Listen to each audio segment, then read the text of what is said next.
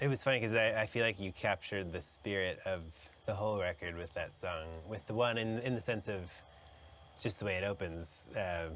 I'm doing good, I'm on some new shit. And saying yes instead of no. And I was like, is she talking about writing songs with me and everything else at the same time or something? I think it has I think it has a double meaning. The opening the album with the words, I'm doing good, I'm on some new shit, and saying yes instead of no.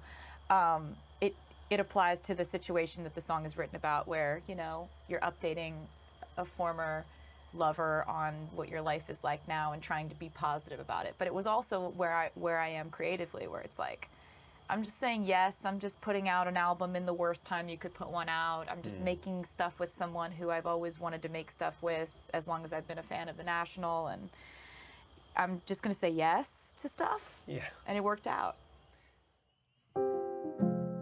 When you sent me the track for Last Great American Dynasty, I had been wanting to write a song about Rebecca Harkness since 2013, probably.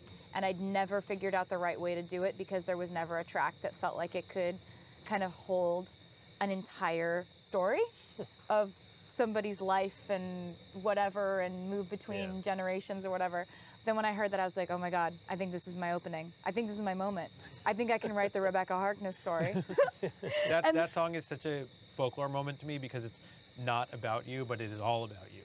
Well, And it's that like, country music kind of narrative device where in country music it's like, this guy did this, then this woman did this, then they met, and their kid was me. Totally, like, And I was that man that I've been talking kid. about. Which is the best. It's like you listen to country songs and you're just like shivers everywhere, my whole body. Like, even though it's not till the very end when you spin it around, even though the story is about someone else, I think it's the most revealing thing. I think it's so deeply personal. And it really hits you in the gut when you hear that at the end. Thanks. It's real good. Man.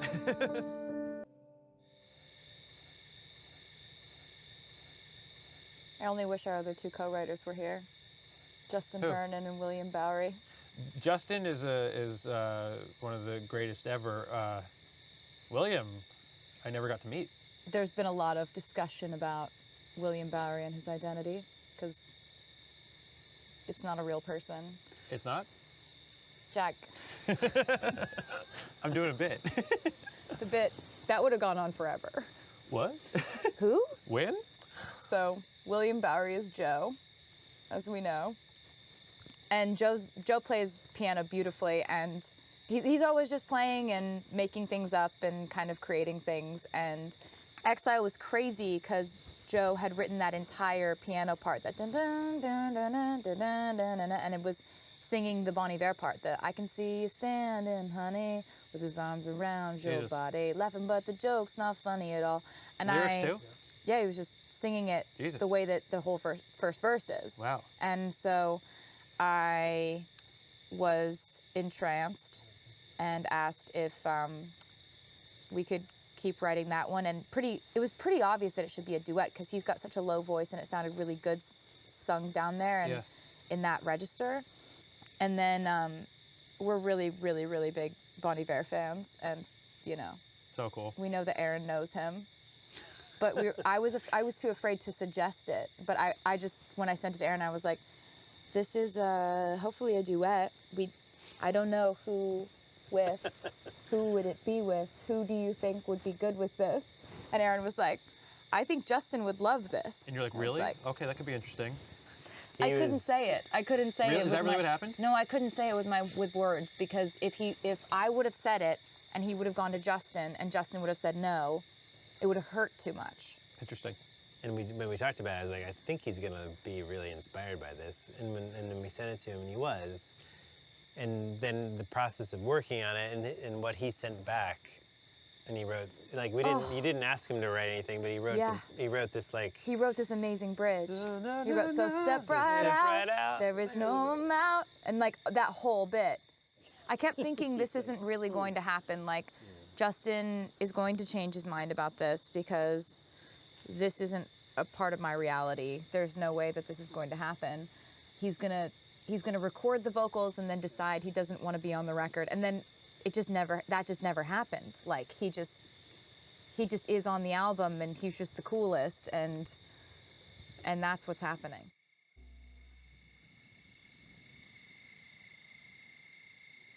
Where do we start? I mean, to me, the whole thing starts with My Tears Ricochet. Yeah, chronologically, that's the first thing.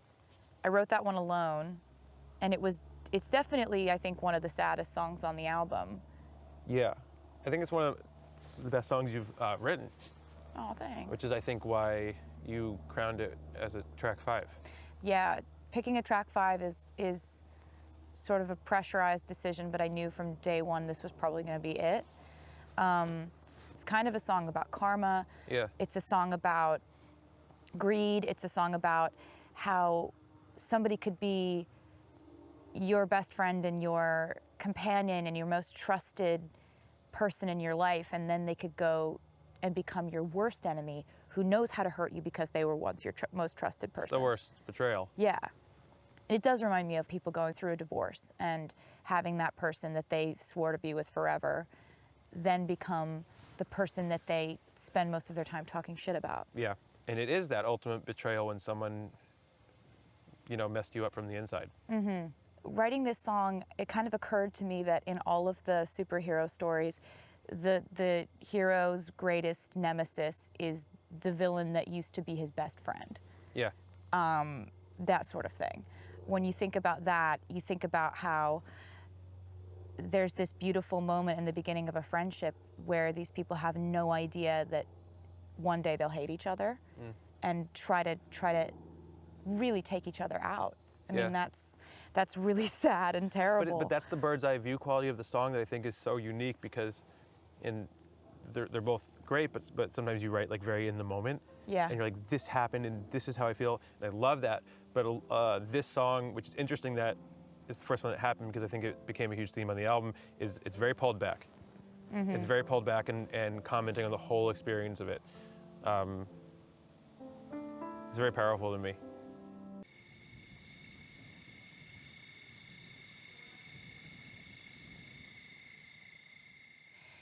In Folklore, there are a lot of songs that reference each other or lyrical parallels, and one of the ones that I like is the entire song, This Is Me Trying, then being referenced again in Mirrorball, which is, I've never been a natural, all I do is try. Yeah, I remember that being an interesting one for you to actually put down. I remember you said it and you did it, and then you were like, should I say that? I was like, is that too true? Is that? And I think with Mirrorball, sometimes when I'm writing to an instrumental track, I'll push play and I'll immediately see a scene set. And this was one of those cases where I just saw, lonely disco ball, twinkly lights, neon signs, people drinking beer by the bar, a couple of stragglers on the dance floor, just sort of a sad, moonlit, lonely experience in the middle of a town that you've never been. And I just was thinking, okay, so we have mirror balls in the middle of a dance floor because they reflect light. They are broken a million times, and that's what makes them so shiny. We have people like that in society too. They hang there, and every time they break, it entertains us. Yeah. And when you shine a light on them, it's this glittering, fantastic thing. But then a lot of the time when the spotlight isn't on them, they're just still there up on a pedestal, but nobody's watching them. Well, it's a myth we love, and then we create it for people. Yeah, it's the whole... Like, do the broken thing, make it fun, now make it sad. Yeah, now make it cool, now make it sad. Yeah, but when the light's off, be okay. Yeah. It was a metaphor for celebrity, but it's also a metaphor for so many people who have to feel like... everybody feels like they have to be on for certain people, you have to be different versions of yourself for different people, different versions at work, different versions around friends, different versions of yourself around different friends, different version of yourself around family, around, everybody has to be duplicitous, or feels that they have to, in some ways, be duplicitous. And that's part of the human experience, but it's also exhausting. And you kind of learn that every one of us has the ability to become a shapeshifter. Totally. But what does that do to us? And it also is the first time, and one of the only times that the time that we're living through was actually lyrically addressed. I think that, the pandemic and lockdown and all that runs through this album like a thread because it's an album that allows you to feel your feelings, and it's a product of isolation. It's a product of all this, rumination on what we are as humans, blah, blah, blah. But this is the first time in the bridge saying they called off the circus, burned the disco down when they sent home the horses and the rodeo clowns. I wrote this song right after I found out all my shows were canceled. And it's like I'm still on that tightrope. I'm still trying everything to get you laughing at me. So it's like I realized here I am writing all this music, still trying, and I know I have an excuse to sit back and not do something, but I'm not, and I can't, and I don't know why that is. But that's what makes it, to me, a great piece of pandemic time work, is that it's not about the pandemic, it's about the experience of what happens to an artist when you're living through a pandemic. Yeah, you start there, you start to dream. Yep. With 7, the song, I was looking back on it, I've always wondered when I see a kid throwing a massive tantrum in a grocery store, like part of me is like, man, I feel you. Like, when did I stop doing that when I was upset? Like, when did I stop being so outraged that I would throw myself on the floor and throw the cereal at my mom? Well, it also doesn't stop, but where does it go? Yeah. Like that feeling, like we're still having that feeling, but yeah, so the idea is, now? Please picture me before I learned civility. Like I used to scream anytime I wanted. Obviously, we can't be throwing tantrums all the time, and we learned that that's not the right thing to do, but there's something lost there too.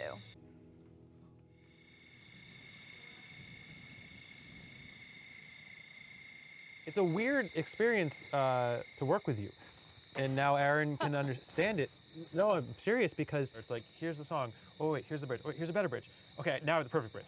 And then here's the thing after the bridge. This thing's gonna come in. Oh yeah, remember when I pulled the first so like, get in the the car? I series wrote of- that in the vocal booth. Yes. Yeah. So there's series of, Get some plans just in case you call. and so like, but hearing the patchwork of like that whole thing coming together, I was just like, I just love what you did on that song. It Thanks. takes me away. I love what you did on that song. And I've been kind of in my head like calling the girl from August either Augusta or nice. Augustine. I've just been like naming her that in my head. Oh, that changes things for me, because she's written nameless to me, but now it's forever changed. What happened in my head was, okay, so like Cardigan is Betty's perspective from like 20 to 30 years later, looking back on this love that was this tumultuous thing. In my head, I think Betty and James ended up together, right? Interesting. So in my head, she ends up with him, but he really put her through it. But like August was obviously about the girl that James had this summer with, right? So she seems like she's a bad girl, but really she's not a bad girl. She's like really a sensitive person who like really fell for him, and she was trying to seem cool and seem like she didn't care because that's what girls have to do. And she was trying to let him think that she didn't care, but she really did, and she thought they had something very real. And then he goes back to Betty. So the idea that there's some bad villain girl in any type of situation who like takes your man is actually a total myth, because that's not usually the case at all. Like everybody has feelings and wants to be seen and loved, and just like Augustine, that's all she wanted. That's was what I love. love about August, is like, it's not a dream. Even though it sort of sounds like it, like it's like it feels, the situation feels very close to me, like getting swept up like that. That whole song started with the fact that I had written down in my phone, "Meet me behind the mall," years ago, wanting to write it into a song. I'd been thinking about addiction, and I'd been thinking about people who, if they're either suffering through mental illness or they're suffering through addiction, or they have an everyday struggle. No one pats them on the back every day, but every day they are actively fighting something. But there are so many days that nobody gives them credit for that. Yeah. And so how often must somebody who's in that sort of internal struggle must want to say to everyone in the room, you have no idea how close I am to going back to a dark place, or you have no idea. Or you have no idea how hard it is to get to the point where you guys think is still shitty. Yes. Like, I think about that a lot, like the idea of doing your best or trying is one that only a person knows, and you know when you're doing it. And it's so hard, which is what I get from that song, when you're doing your damn best and it's not good enough. Yep. And it rarely is. Yeah. But it's, and then it's a very isolating feeling, which I think is funny because it actually is the thing that binds all of us. Is we're all like doing our best and feeling like it's not even close to good enough. Yeah, I had this idea that the first verse would be about someone who is in a sort of a life crisis and has just been trying and failing in their relationship, has been, messing things up with people they love, has been letting everyone down, and kind of has driven to this overlook, this cliff, and is just in the car going, I could do whatever I want in this moment, and it could affect everything forever. But this person backs up and drives home, and Yeah, I love that. The idea of that not driving off the cliff is an act of trying, yeah, which is almost the ultimate act of trying. yeah. And then the second verse is about, someone who felt like they had a lot of potential in their life. I think there are a lot of mechanisms for us in our school days, in high school or college, to excel and to be patted on the back for something. And then I think a lot of people get out of school, and there are less abilities for them to get gold stars. Yeah. And then you have to make all these decisions, and you have to pave your own way, and there's no set class course you can take, and and I think a lot of people feel really swept up in that. And so I was thinking about this person who is really lost in life and then starts drinking, and every second is trying not to. Yeah. This was the first album that I've ever let go of that need to be 100% autobiographical, because I think I felt like I needed to do that, and I felt like fans needed to hear like a stripped from the headlines account of my life, and it actually ended up being a bit confining, because there's so much more to writing songs than just what you're feeling in your singular storyline. And this was the first time that I ever was like, I think it was spurred on by the fact that I was watching movies every day, I was reading books every day, I was thinking about other people every day, I was kind of outside of my own personal stuff. And so I ended up just like, I think that's been my favorite thing about this album, is that it's allowed to exist on its own merit without it just being, oh, people are listening to this because it tells them something that they could read in a tabloid. Interesting. It to me feels like a completely different experience.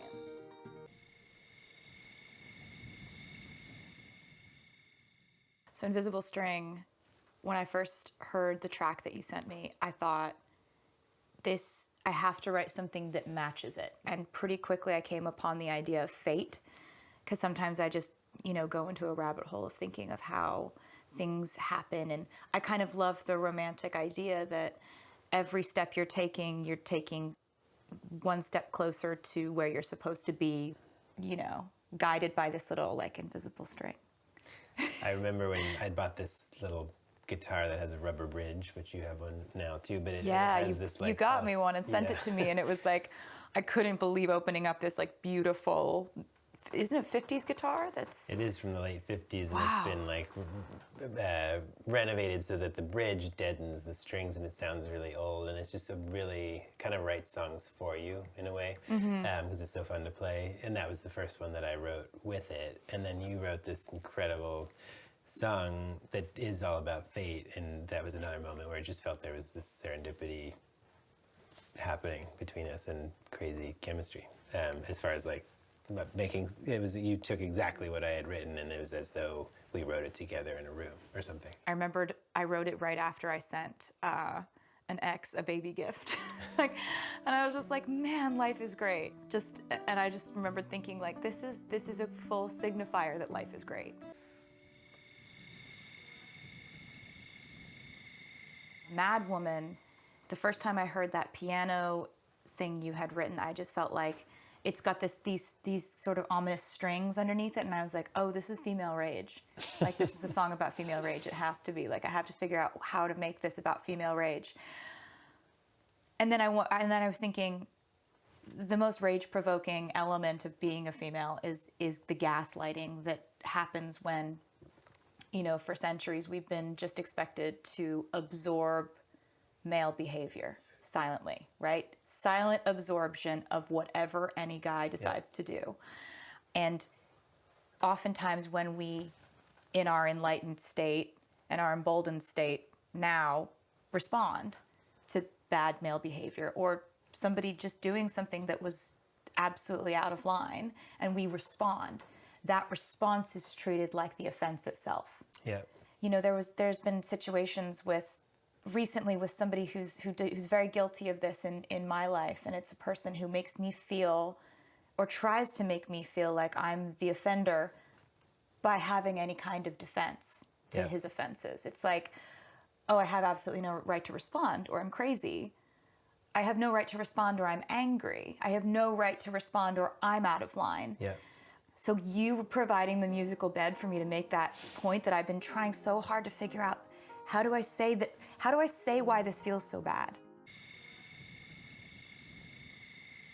I think I really felt like there should be a string moment on the album, because we were towards the end of it and it was all very piano and acoustic.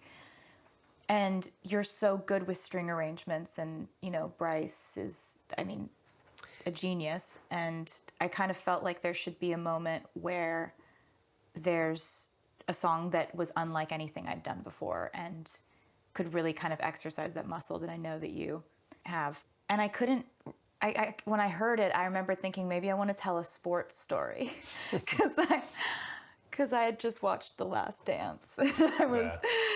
And I was thinking all in terms of sports and winners and underdogs and things like that. But actually, what I had been doing really frequently up until that point was I had been doing a lot of research on my grandfather, who fought in World War II at Guadalcanal, which was an extremely bloody battle.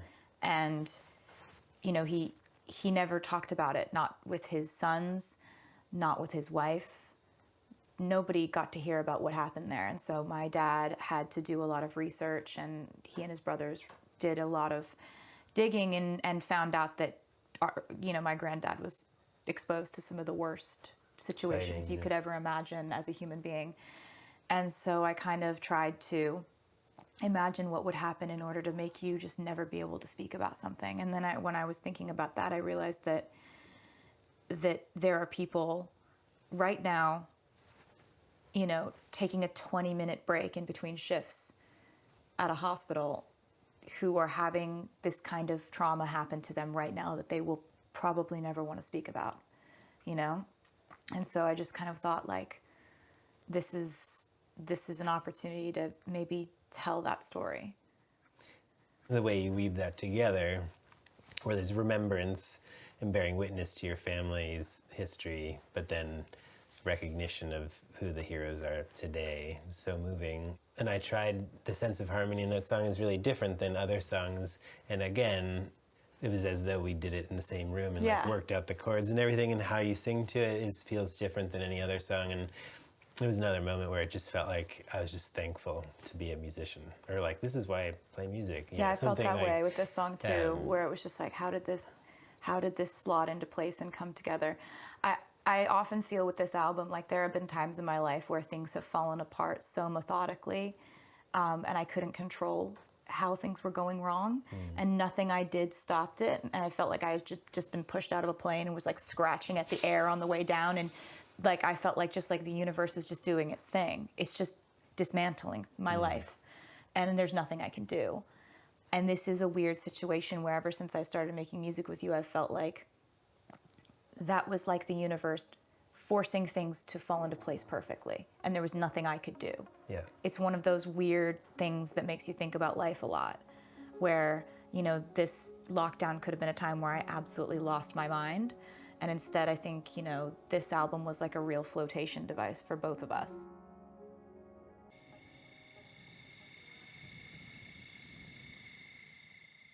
One of my favorite things about this record is the fact that there's this trilogy of three, the trinity of Betty, August, and Cardigan are all like, we made August together, we made Cardigan together, we all three It's perfect. made Betty together. And Betty was, I just heard Joe singing the entire fully formed chorus of Betty from another room. Yeah.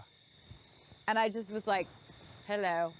You're like, I do this professionally. Hello. I'd love to have a conversation. It was a step that we would never have taken, because why would we have ever written a song together? I thought you were doing a bit when you're like, Joe and I wrote a song, and then I was like, what? And I thought it was going to be like, you know, like people write like cute songs about their animals and relationships. And then you're like, no, we wrote like a real song. And I was like, what? And then you sent it to me. I was like, So this was the first time we had a conversation where I came in and I was like, hey, this could be really weird and we could hate this. So could we just, because we're in quarantine and there's nothing else going on, could we just try to see what it's like if we write this song together? So he was singing the chorus of it and I thought it sounded really good from a man's voice, from a masculine perspective. And I really liked that it seemed to be an apology. And I've written so many songs from a female's perspective of wanting a male apology that we decided to make it from a teenage boy's perspective, apologizing after he loses the love of his life because he's been foolish. allegedly. No, he's been foolish. No, according to the internet, we don't know what it's about. There's He's so been many- foolish. No, I mean just. We wrote it, I'm confirming. He Well, was I don't foolish. know who William Bauer He was a fool. is. So yeah, He was a fool.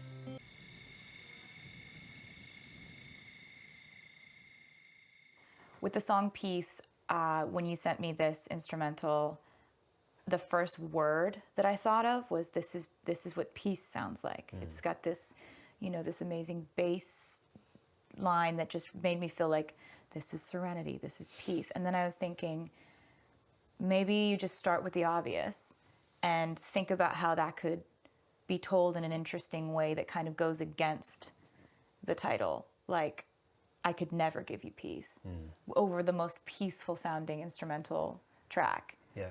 That's why I sent it to you, because you kind of said, like, send me everything, including, like, the most off-the-wall idea you have. And then you were able to write a song which not only does it, like, have such a beautiful, it's such a beautiful love song in recognition that of the kind of, like,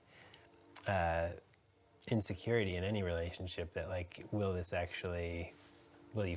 I be able to give you peace? Will you be at rest with me, even though, whatever comes? But you also trace the bridge. When I heard the bridge, and that you traced all the weird timing and weird chord changes, it just felt like, okay, we can do anything. We might be able to do anything, or something. Like this is it pushed the collaboration forward at that moment, where I was like, okay, so this is a weird race. Let's just.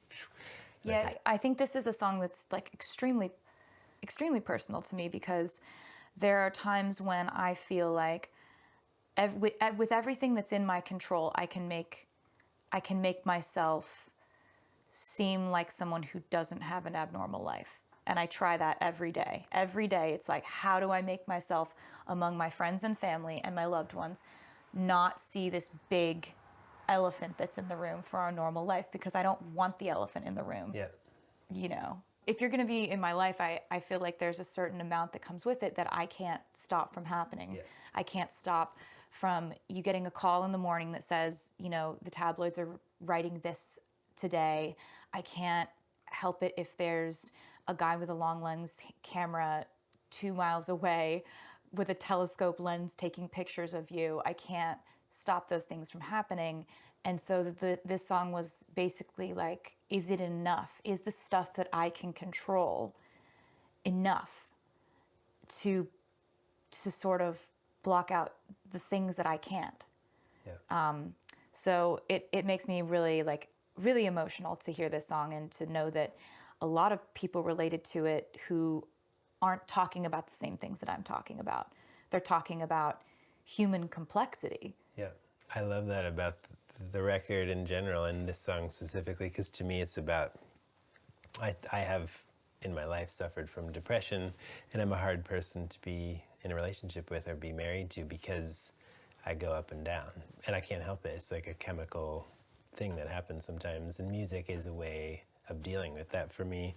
And just somehow that the song captures the fragility of what that's like to be in a relationship with someone who may or may not have peace, or may, but that's again And my someone interpretation. who you would want to provide with peace. Yeah. Someone that you love, so you want them to have as much peace in their life as possible, and reconciling the fact that you might not be their best option for that, but is it still a deal they want to take? Yeah.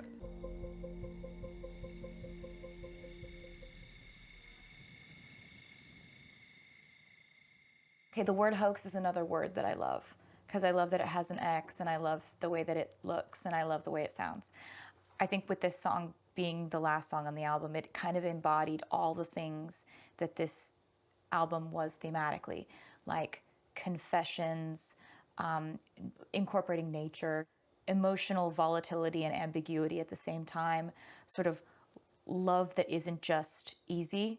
And it's the most kind of symbolic, poetic thing, listing all these things that this person is to you. And I remembered I asked you for advice on this one. You did. I think you didn't. I think, like, to you it meant different things, and that was a moment of, like, doubt or something. And I said, what if not all of these feelings are about the same person? What if I'm writing about several different, very fractured situations, like, you know, one is about love and one is about a business thing that really hurt, and one is about a sort of relationship that I consider to be family, but that really hurt. And yeah, and I remember, and this was one of the moments, when Matt, you know, The National and Matt Berninger, often songs are about more than one thing or many sides of a coin, and I just love that. You know, I kind of thought this feels different, and it also feels. I kind of liked the fact that you weren't totally sure. I definitely had the moment of doubt. I had the moment of, like, I don't usually do this. I usually know exactly what I'm writing about. And I was really happy when you kind of pushed me forward, like, nope, do the thing that makes you uncomfortable, because I think that's what makes it a song that really, to me, stands out. That line about, you know, it still hurts underneath my scars from when they pulled me apart. Like, anyone in my life knows what I'm singing about there, but everybody has that situation in their life where it's like you let someone in and they get to know you and they know exactly what buttons to push to hurt you the most. Yeah.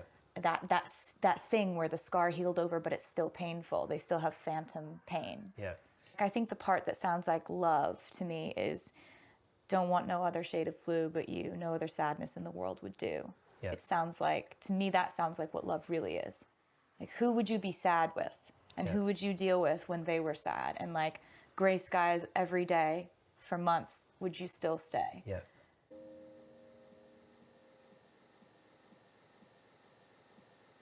I think The Lakes sort of sounds like a testament of what I wanted to escape from and where I saw myself escaping.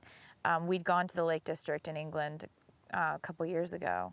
What is the Lake District? It's in England, and it's, you know, in the 19th century, you had a lot of poets like William Wordsworth and John Keats would spend a lot of time there, and there was a poet district, these artists that moved there, and they were kind of heckled for it and made fun of for it as being these eccentrics and these kind of odd artists who decided that they just wanted to live there. And I remembered when we went, I thought, man, I could see this. You know, you live in a cottage and you've got wisteria growing up the outside of it, and of course they escaped like that. Of course they would do that. And they had their own community of other artists who had done the same thing. And then I've always, in my career, since I was probably about 20, written about this sort of cottage backup plan that I have. You've been writing about that forever. I've been writing about that forever. You've been writing about getting out forever. Yeah, so The Lakes is really talking a lot about relating to people who hundreds of years ago had the same exit plan and did it. And they went and did it. I went to William Wordsworth's grave and just sat there and I was like, wow, you went and did it. Yeah. You just did it. You just went away and you kept writing, but you didn't subscribe to the things that were killing you. Yeah, you left those things behind in a real way. And that's really the overarching thing that I felt when I was writing Folklore is I may not be able to go to the lakes right now or to go anywhere, but I'm going there in my head, and this escape plan is working. That to me is the hope in this body of work, is that it's not, I can't do this, I'm out. It's, I've found something worth escaping with. And a person to escape with. And to me that's a huge sincere statement of hope that, like, everything I'm naming is completely small compared to this love. Yeah, it's the perfect, I thought it would be the perfect way to slot the last puzzle piece in right when people least expected it. Yeah. Because Hoax as the ending song for the record, I thought was interesting for a couple weeks, but then I wanted to actually come in with the real last song of the record, which is this song that The Lakes, which shows you exactly what it kind of is the overarching theme of the whole album, of trying to escape, having something you want to protect, trying to protect your own sanity, and saying, look, they did this hundreds of years ago. Yeah. I'm not the first person who's felt this way. They did this. Oh. It's a really potent statement right now. I think the idea of getting away and figuring out how to remove the things that are not working in one's life is the story of this time. Yeah. If you're not thinking about that, I don't know what you're thinking about.